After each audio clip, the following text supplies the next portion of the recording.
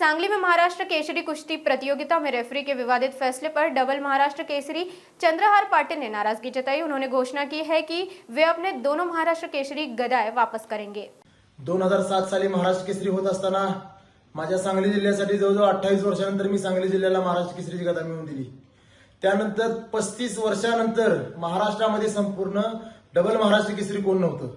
35 वर्षानंतर डबल महाराष्ट्र केसरी होण्याचा बहुमान मला सांगली जिल्ह्याला मला मिळाला आणि त्यानंतर खरखर तिसऱ्यांदा महाराष्ट्र केसरीसाठी उतरणारा पहिलवान मी इतिहासामध्ये पहिला होतो।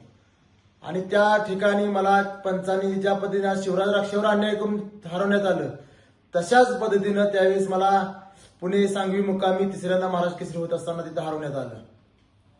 काल रात्रीच एका जाहीर लाईव्ह कार्यक्रमामध्ये कुस्तीगीर परिषदेचे त्यावेळेचे उपाध्यक्ष अर्जुन पुरस्कार विजेते गुरुवर्य काकासाहेब पवार यांनी कबूल दिलेली आहे की चंद्रहार पाटलावर 2009 साली अन्याय झालेला होता।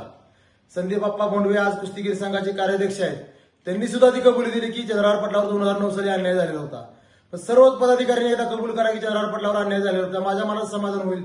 कारण आज मी कुठल्याही महाराष्ट्र केसरीच्या स्पर्धेत बघायला सुद्धा जात नाही, कारण त्यावेळी जो माझ्या मनावर आघात झालेला आहे, घात झालेला आहे, त्या अजून मी 15-16 वर्षाला त्यातनं बाहेर निघालेलो नाही।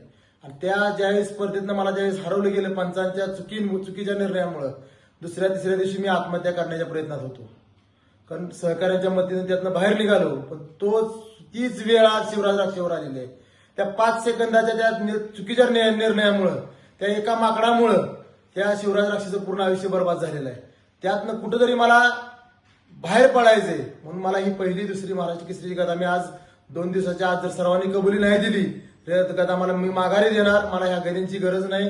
मी आयुष्यभर जोपर्यंत जिवंत आहे तोपर्यंत कुस्ती क्षेत्रासाठी काम करत राहणार, लाल मातीसाठी झगडत राहणार, झटत राहणार। धन्यवाद।